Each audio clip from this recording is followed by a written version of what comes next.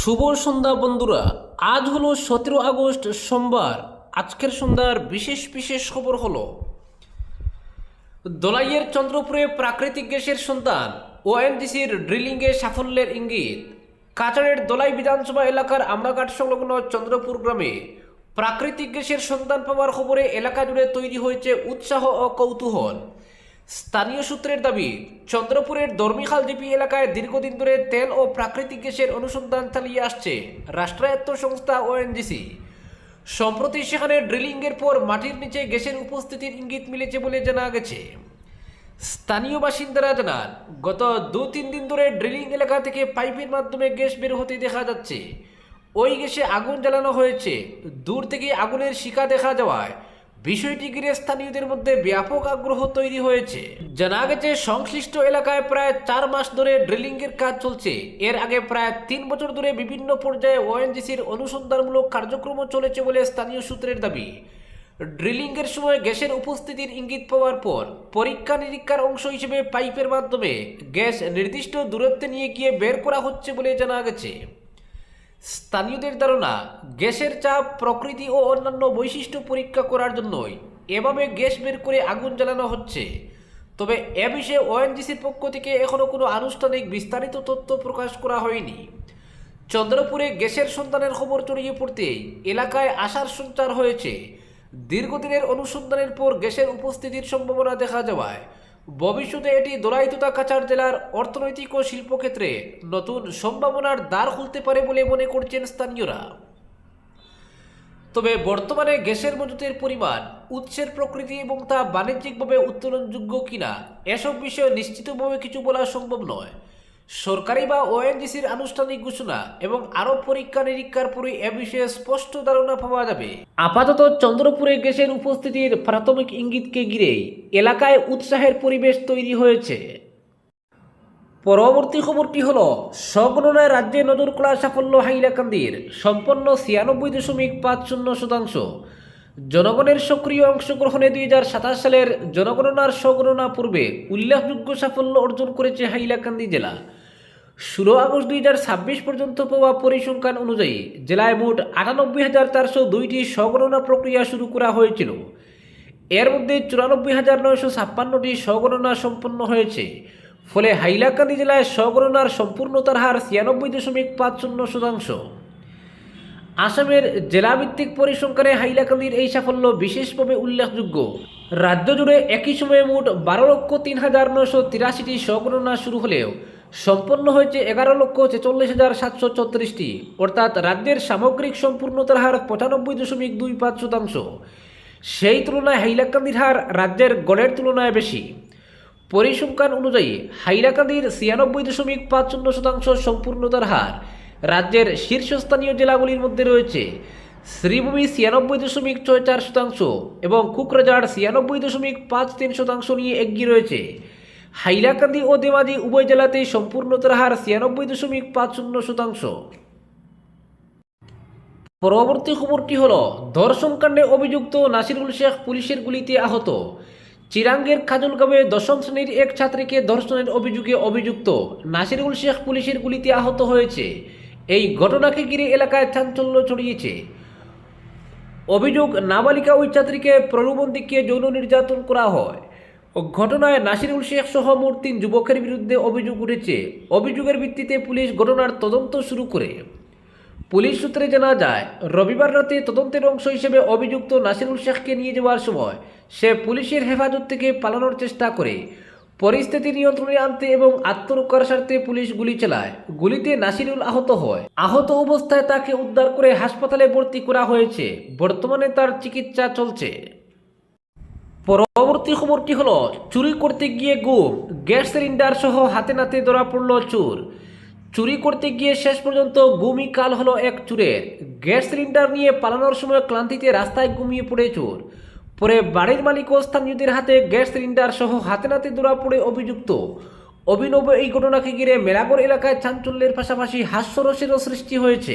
ঘটনাটি ঘটেছে ত্রিপুরার মেলাগড় থানার অন্তর্গত তেলকাজোলা গ্রাম পঞ্চায়েতের শেষ সীমানা ফকিরবাড়ি পচারমার ঘাটের সমর সেতু সংলগ্ন এলাকায়। স্থানীয় সূত্রে জানা গেছে, রবিবার গভীর রাতে ওই এলাকার বাসিন্দা স্বপন ঘোষের বাড়ির রান্নাঘরের দরজার সিটকিনি প্লাস দিয়ে ভেঙে একটি গ্যাস সিলিন্ডার চুরি করে এক ব্যক্তি। সিলিন্ডারটি নিয়ে কিছুটা দূরে যাওয়ার পরেই ঘটে বিপত্তি।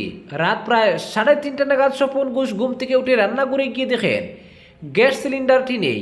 এরপর আশেপাশে খোঁজাখুঁজি করতে গিয়ে বাড়ি থেকে কিছুটা দূরে সিলিন্ডারটি পড়ে থাকতে দেখেন তিনি। তার পাশেই এক ব্যক্তি গভীর ঘুমে আচ্ছন্ন অবস্থায় পড়েছিল।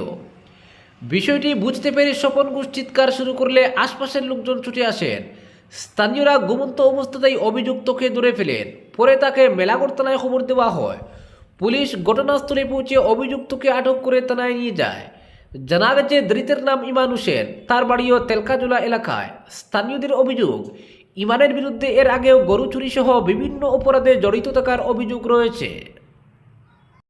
পরবর্তী খবরটি হলো পান মশলার বিজ্ঞাপন, শাহরুখ, অজয় ও টাইগারকে নোটিশ এফডিএর। মহারাষ্ট্রে নিষিদ্ধ পণ্য বিমল পান মশলার প্রচারের অভিযোগে বলিউড অভিনেতা অজয় দেবগন, শাহরুখ খান ও টাইগার শ্রফকে সহজ নোটিশ দিয়েছে Maharashtra food and drug administration বা এফডিএ। বিমল এলআইচির বিজ্ঞাপনে 3 অভিনেতার ভূমিকা নিয়ে ভিক্ষা চেয়েছে নিয়ন্ত্রক সংস্থা। এই সপ্তাহে নোটিশগুলি দেওয়া হয়েছে। এফডিএর বক্তব্য, বিজ্ঞাপনটি বিমল ব্র্যান্ডের সঙ্গে দর্শকের এমন একটি যুগ তৈরি করা হয়েছে যার ফলে মহারাষ্ট্রে নিষিদ্ধ বিমল পান মশলার পরোক্ষ বা সরোগেট প্রচার হতে পারে। অজয় দেবগুনের জুহুর বাড়ির ঠিকানায়, শাহরুখ খানের বান্দ্রার মান্যতে এবং টাইগার শ্রফের প্রযোজনা সংস্থার মাধ্যমে নোটিশ পাঠানো হয়েছে। এফডিএর নোটিশে বলা হয়েছে, বিজ্ঞাপনটি প্রাথমিকভাবে খতিয়ে দেখে মনে হয়েছে সেখানে এমন একটি ব্র্যান্ডের প্রচার করা হচ্ছে যা মূলত পান মশলার সঙ্গে যুক্ত। মহারাষ্ট্রে ওই পান মশলা উৎপাদন, মজুত, পরিবহন, সরবরাহ ও বিক্রি নিষিদ্ধ করা হয়েছে। 2026 সালের 13 জুলাই থেকে 1 বছরের জন্য এই নিষেধাজ্ঞা কার্যকর হয়েছে। Food safety and standards act 2006 30(2) দ্বারায় মহারাষ্ট্রের ফুড সেফটি কমিশনার এই নিষেধাজ্ঞার নির্দেশ দিয়েছেন বলে নোটিশে উল্লেখ করা হয়েছে। এফডিএর মতে, বিজ্ঞাপনের উপস্থাপনা, সংলাপ, পণ্যের নাম এবং বাজারের প্রেক্ষাপট সব মিলিয়ে এটি নিষিদ্ধ তামাকজাত পণ্যের পরোক্ষ বা সারোগেট প্রচার কিনা তা নিয়ে গুরুতর প্রশ্ন তৈরি হয়েছে। 3 অভিনেতাই ওই ব্র্যান্ডের বিজ্ঞাপনে ব্র্যান্ড এন্ডোর্সার হিসেবে রয়েছেন। এদিকে তামাক বা নিকোটিনযুক্ত গুটখা ও পান মশলার বিরুদ্ধে মহারাষ্ট্র এফডিএর অভিযানও জোরদার হয়েছে।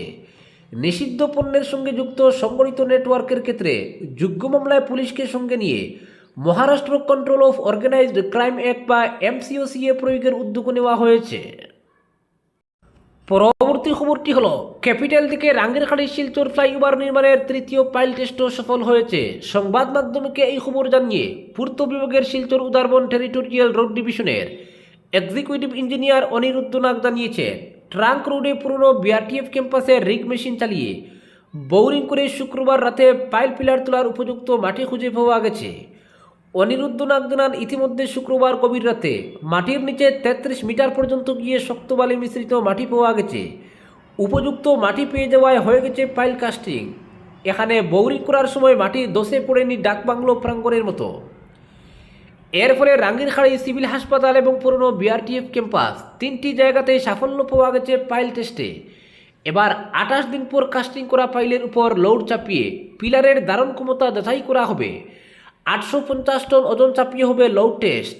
কাস্টিং করা পাইল পিলার যদি লোড নিয়ে নিতে পারে তাহলে নির্মাণ কাজ শুরু হতে আর কোনো বাধা থাকবে না।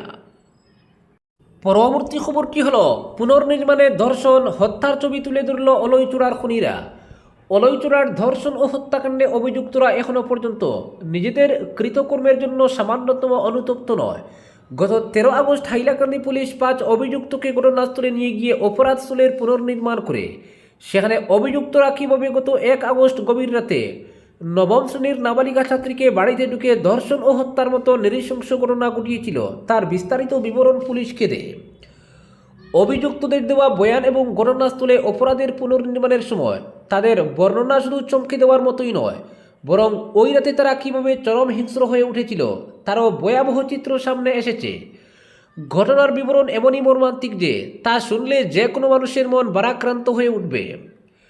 পুলিশের কাছে দেওয়া বয়ান অনুযায়ী এই ঘটনায় অন্যতম প্রধান অভিযুক্ত অপু মালাকার জানায়, সে এবং নাগাচড়া গ্রামের আরেক অভিযুক্ত মনোজ দাস বাড়ির পেছনের দিক দিয়ে নাবালিকার ঘরে প্রবেশ করে এরপর মনোজ একটি ইট দিয়ে নাবালিকাকে আঘাত করে বাড়ির সামনের দরজা খুলে দেওয়ার পর সেখান দিয়ে আরও 3 অভিযুক্ত ধীরাজ দাস, জয়দীপ রি এবং এক নাবালক ঘরে প্রবেশ করে পুলিশের দাবি এরপর নাবালিকাকে অচেতন অবস্থায় একের পর এক ধর্ষণ করে অভিযুক্তরা। এমনকি ঘটনায় জড়িত নাবালক অভিযুক্ত ওই অপরাধে অংশ নেয় বলে পুলিশের তদন্তে উঠে এসেছে। অভিযোগ অনুযায়ী নাবালিকাকে ধর্ষণের পাশাপাশি তার উপর চালানো হয় চরম শারীরিক নির্যাতন, তাকে গুরুতরভাবে আঘাত করা হয় এবং পরবর্তীতে মুখেও একাধিকবার ইট দিয়ে আঘাত করা হয়। আঘাতের মাত্রা এতটাই ভয়াবহ ছিল যে মেয়েটির মুখমণ্ডল মারাত্মকভাবে ক্ষতিগ্রস্ত হয়, তার গোপনাঙ্গেও আঘাতের চিহ্ন পাওয়া যায়। এরপর অভিযুক্তরা বাড়ি থেকে বেরিয়ে যাওয়ার আগে মেয়েটির ব্যবহৃত মোবাইল ফোনটিও নষ্ট করে দেয় বলে পুলিশ জানিয়েছে। অপরাধ পুনর্নির্মাণের সময় হাইলাকান্দি পুলিশ অত্যন্ত কঠোর নিরাপত্তা ব্যবস্থা গ্রহণ করে ঘটনাস্থল এবং আশপাশের এলাকায় ব্যাপক পুলিশ মোতায়েন করা হয়। অভিযুক্তদের নিয়ে ঘটনাস্থলে পৌঁছানোর পর পুলিশ তাদের কাছ থেকে ঘটনার প্রতিটি ধাপ জানার চেষ্টা করে। এই পুরো প্রক্রিয়াটি ছিল অত্যন্ত সংবেদনশীল। ঘটনাস্থলে নিহত নাবালিকার পরিবারের সদস্যদের মধ্যেও তৈরি হয় গভীর আবেগঘন পরিবেশ। এদিকে অলইজোড়ার এই নৃশংস ধর্ষণ ও হত্যাকাণ্ডের মামলায় রেকর্ড সময়ের মধ্যে চার্জশিট দাখিলের প্রস্তুতি নিচ্ছে হাইলাকান্দি পুলিশ। তদন্তের সঙ্গে যুক্ত এক সিনিয়র পুলিশ আধিকারিক জানান, মামলার প্রতিটি দিক খতিয়ে দেখা হচ্ছে এবং বৈজ্ঞানিক ও পারিপার্শ্বিক তথ্য প্রমাণের ভিত্তিতে একটি শক্তিশালী চার্জশিট প্রস্তুত করা হচ্ছে। পুলিশের বক্তব্য, অভিযুক্তদের বয়ান, ফরেনসিক ও অন্যান্য বৈজ্ঞানিক প্রমাণ, ঘটনাস্থল থেকে সংগৃহীত তথ্য এবং পারিপার্শ্বিক প্রমাণ সবকিছু একত্রিত করে মামলাটিকে শক্তিশালী করা হচ্ছে। তদন্তে কোনো দিক যাতে বাদ না যায় সেদিকেও বিশেষ নজর দেওয়া হচ্ছে। পুলিশের লক্ষ্য আদালতে অপরাধীদের বিরুদ্ধে সর্বাধিক শাস্তি নিশ্চিত করার মতো শক্তিশালী মামলা উপস্থাপন করা হবে। উল্লেখ্য, গত 1 আগস্ট গভীর রাতে অলইচূড়ায় নবম শ্রেণীর এক নাবালিকা ছাত্রীকে ধর্ষণ ও হত্যার অভিযোগ উঠে। ঘটনার সময় নাবালিকা বাড়িতে একা ছিল বলে জানা যায়। তার মা এবং 10 বছরের ভাই একটি ধর্মীয় অনুষ্ঠানে যোগ দিতে বাইরে গিয়েছিল। ঘটনার পর হাইলাকান্দি পুলিশ দ্রুত তদন্ত শুরু করে এবং 72 ঘন্টার মধ্যেই 5 অভিযুক্তকে গ্রেফতার করে। গ্রেফতার হওয়া অভিযুক্তদের মধ্যে প্রায় 20 বছর বয়সী অপমালাকার ও মনোজ দাসকে ঘটনাকারীর মূল পরিকল্পনাকারী হিসেবে পুলিশ সন্দেহ করেছে। এছাড়া ধীরাজ দাস, জয়দীপ রি এবং এক নাবালক এই ঘটনায় জড়িত বলে তদন্তে উঠে এসেছে।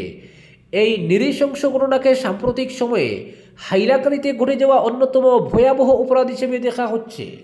দ্রুত তদন্ত সম্পূর্ণ করে শক্তিশালী চার্জশিট দাখিল এবং দোষীদের কঠোরতম শাস্তি নিশ্চিত করার লক্ষ্যেই এগোচ্ছে হাইলাকান্দি পুলিশ। আজকের বিশেষ সংবাদ এখানেই সমাপ্ত।